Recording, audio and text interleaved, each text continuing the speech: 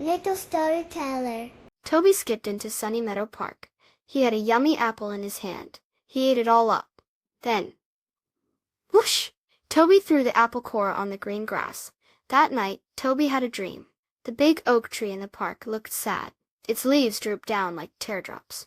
A fluffy bunny with soft white fur was picking up Toby's apple core. A little bluebird with bright feathers was carrying a crumpled paper. Even the sparkling river seemed to sigh, as a fish pushed a plastic bottle to the side. They were all cleaning up Toby's mess. Toby woke up. His heart felt a little bit sad too. The next day, Toby went back to Sunny Meadow Park. This time he brought a little blue bag. When he finished his yummy banana, he put the peel in the blue bag. He saw an empty juice box near a bench. He put that in his bag too. The big oak tree seemed to smile. Its leaves looked happy and green. The fluffy bunny twitched its nose in a friendly way. The little bluebird sang a cheerful song. The sparkling river rippled happily.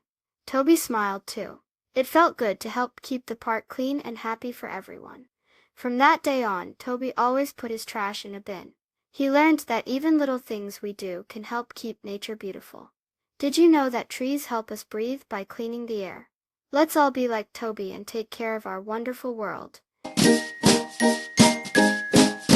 Please subscribe. Thank you.